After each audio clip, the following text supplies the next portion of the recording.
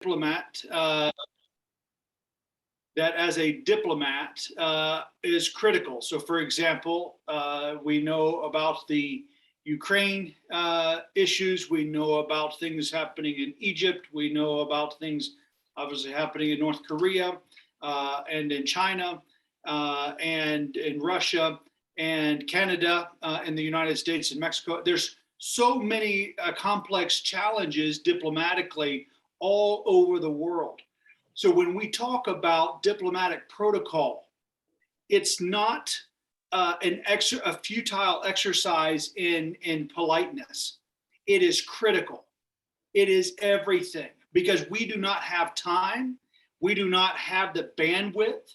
We have too many high-level critical things that we immediately have to say, no matter how important this is, there is something else that is taking precedent at this time.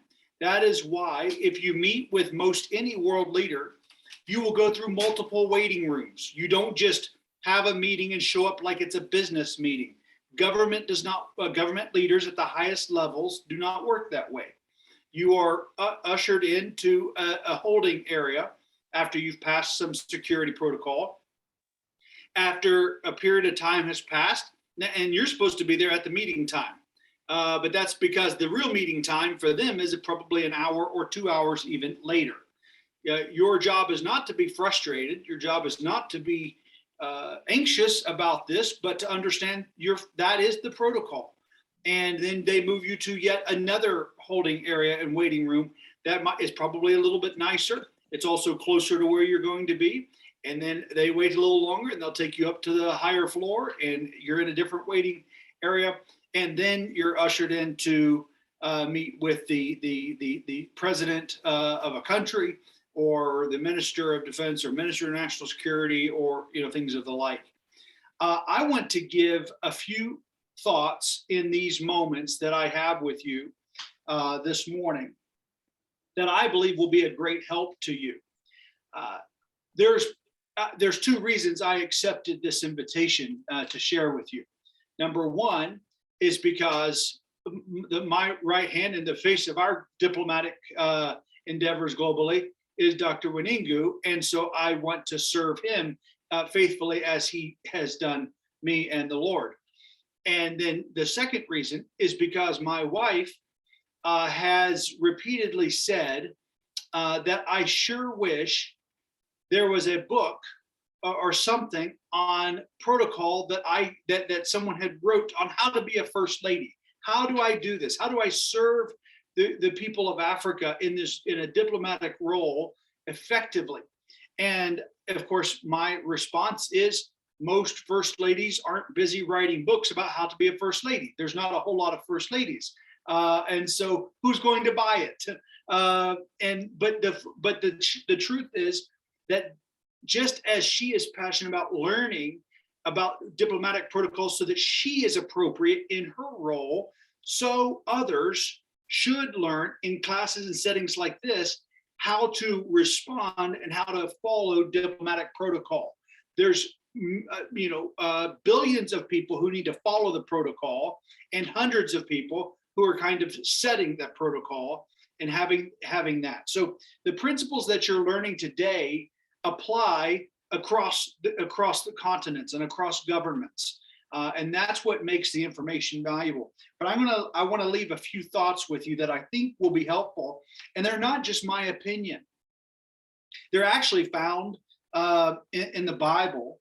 And the very first one actually that I want to do is found in Proverbs chapter 25 and verse 6. I think that this is, it's more than a textbook, but it's obviously the best textbook as well, because this isn't just someone who decided that this is how etiquette should be.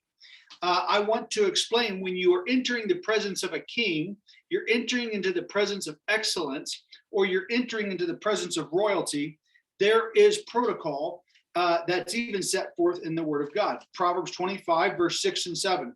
Put not forth thyself in the presence of the king, and stand not in the place of great men.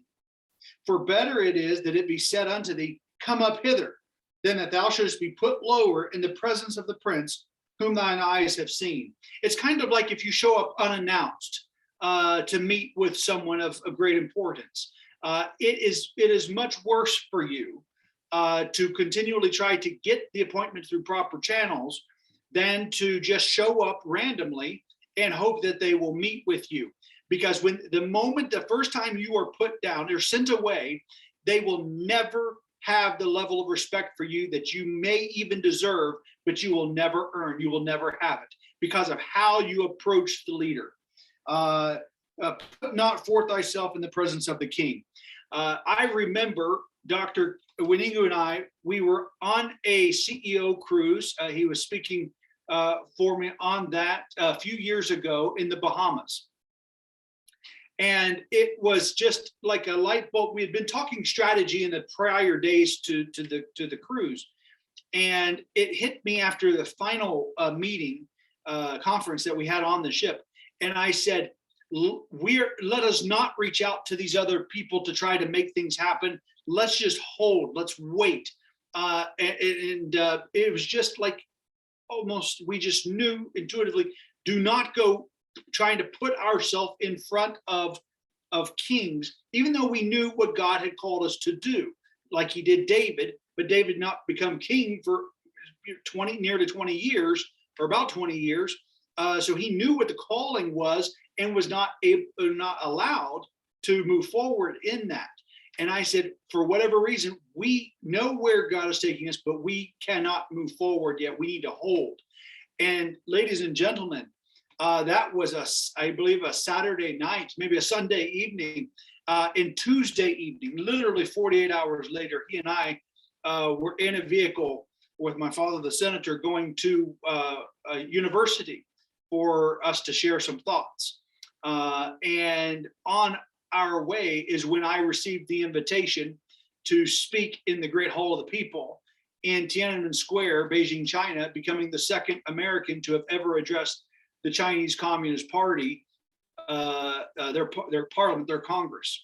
And that was a turning point in us really realizing the accuracy, the relevance of Proverbs 25:6. Put not forth thyself in the presence of the king, and stand not in the place of great men. For better it is that it be said unto thee, come up hither, than that thou shouldst be put lower in the presence. And I have gifts in my library that the Chinese they showered upon us, bowls that are just small, that are $30,000 each USD. Numerous all at once, just here in different groups. Here's this and here's that, and here's this from the Great Hall of the People, and things that money cannot buy. I'm telling you, protocol will earn, following diplomatic protocol will earn you favor. And one day a favor is worth 1,000 days of labor. One touch of favor from God, and your life will never be the same. I want you to also notice Esther. Esther, as you know, was queen. Esther chapter 4, verse 11. I'm going to read that for you. All the king's servants, this is Esther speaking, said, all the king's servants and the people of the king's provinces do know that whosoever, whether man or woman, shall come unto the king into the inner court, who is not called, there is one law of his to put the king, to put him to death. There is one law of his to put him to death, except such to whom the king shall hold out the golden scepter, that he may live. But I have not been called to come in unto the king these 30 days. What Queen Esther understood was diplomatic protocol. She said, I am not able to enter the courts without being invited. If I do, I will be put to death. Now, we do not put to death people who come in unannounced, but you don't ever have a seat at the table when you come in unannounced. And that's one of the things I love about Africa. This was a gift, the rod of authority, one of them that I have been given in my journeys there. And I think it symbolizes so beautifully the old practice that has gone on for thousands of years that kings and royalty would do for someone to be able to enter into your presence. Or you make a decree and you hold up the scepter, you hold up the rod. It is a very historical thing for kings and for rulers to do. But Esther understood protocol. And then I'm going to show you Malachi 1:6. Just write that reference down so that you have it. But I want you to hear this. A son honoreth his father, and a servant his master. If then I be a father, where is mine honor? And if I be a master, where is my fear? Saith the Lord of hosts unto you, O priests that despise my name. And ye say, wherein have we despised thy name?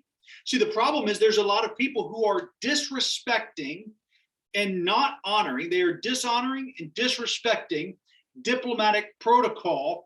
And then they wonder why they are despised. In fact, they're sitting here going, what have we done? Why in the world won't you return our phone calls? Why don't you respond to our emails?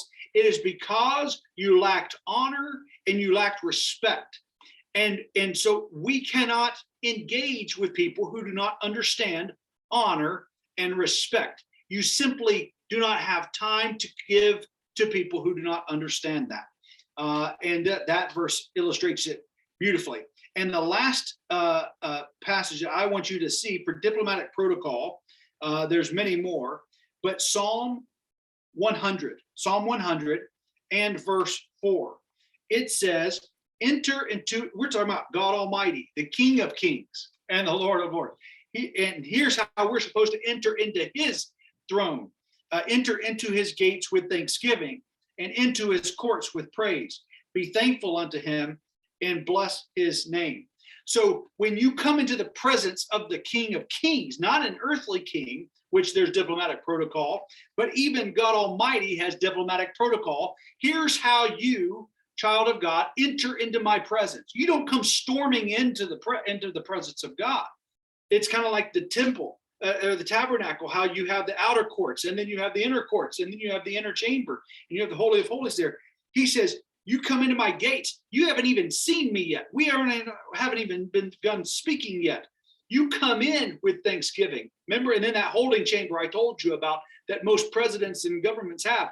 That's what almost this pictures. You enter the gates with thanksgiving. You are supposed to be preparing your heart as you're getting and having the right spirit. You do not walk into the presence of royalty and start talking. You just don't do that. You are there not to say whatever you think you're there to say. I think it's an interesting question when people in the United States will say, if you had 2 minutes with the president, what would you say? And they start going on and on and on. And of course, I've thought, and that's why you'll never have 2 minutes with the president.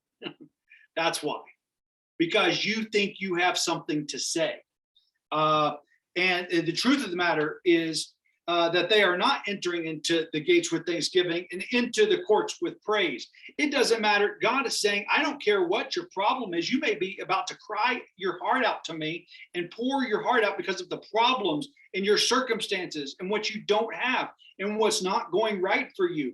And it doesn't matter. You don't get to tell me those bad, negative, horrible things unless you come into my presence with thanksgiving, see, and into my courts with praise. We'll get to the needs, we'll get to the petitions, but that's not how you enter into the presence of the King.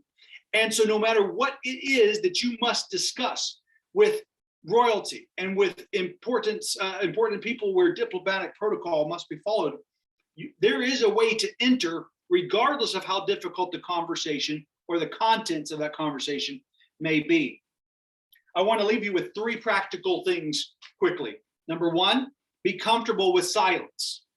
Be comfortable with silence in the presence of dignitaries. Be comfortable with silence. There's a reason for that, and it bleeds into the second element that I want to say. Be comfortable with silence because we are assessing your depth. We're assessing your personhood. We're assessing your trustworthiness. We're trusting who you are, not what you're saying. We can't even hear what you're saying yet. We're still trying to determine, is this someone worth listening to? Is this someone that has valuable experience? Is this someone that we could trust? And so we're assessing your depth. Your words mean very little because everyone is always putting on their best foot in front of dignitaries. We expect the polish. What I try to do when I'm meeting with people is to ask certain questions or get the polish off as fast as I possibly can, because I need to know who they really are, not what they've dressed themselves up to be for that conversation or for our meeting. I need to quickly find out who they really are. And so that's number two. In the third counsel I would give in the dealing with diplomatic protocol is do not try to sell. Keep your mouth shut most of the time. It's interesting to me, many of the meetings that I've taken in Africa, one of the main protocol that's violated repeatedly is I will grant a meeting, they'll come, and then they talk the whole time. And they want to tell me all kinds of things. Maybe they're trying to sell me on their idea. They're trying to sell me on what they're doing or what they want to do. Well, nothing is going to ever happen if you're constantly selling something. No royalty wants to be sold. They do not want to be sold. Do you think that the king, do you think that a sitting president can buy anything? No. You might not have known that. But the president of the United States does not have a credit card where he can just buy something. You can't sell a president. You can get buy-in, you can get agreement on certain programs or certain things, but they're not signing a contract. There will be the Minister of Finance or the Treasury Secretary. It will be a department. It will be a division of the government. So people a lot of times are trying to sell the wrong thing. You're selling the wrong thing to the wrong person. So what do you do in the presence of a president or in the presence of royalty and following the diplomatic protocol? You seek their counsel when you are in the presence of greatness. That's what you do.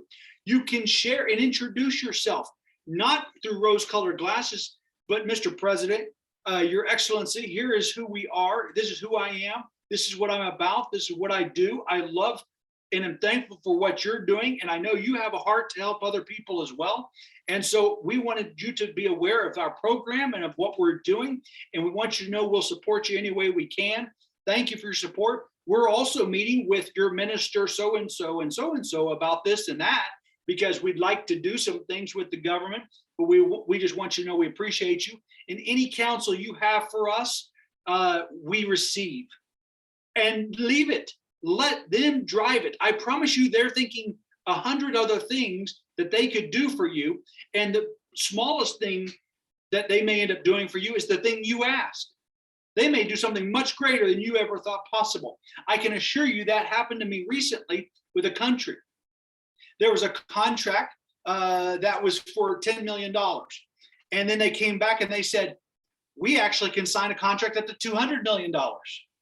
Well, can you imagine? Wouldn't you be like, well, can I revise the contract just for a moment? I only need a few minutes. Let's make that 180 million, not 10 million, right?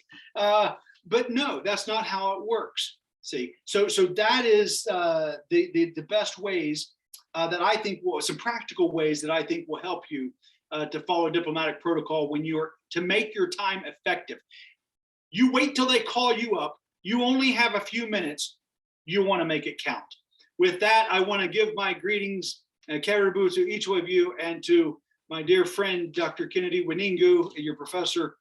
Thank you, sir, for letting me share with this with your class. Thank you, Your Excellency, for giving us. Country. Thank you, Your Excellency, Dr. Roland Roberts, for giving us your time tonight. God bless you so much. We appreciate class. let's give our respect by a hand of clap offering. Let's clap as an appreciation. Thank you so much. Bless you, sir. Deal with see you shortly. Bye-bye. Thank you. Bye-bye. Go ahead. We're concluded.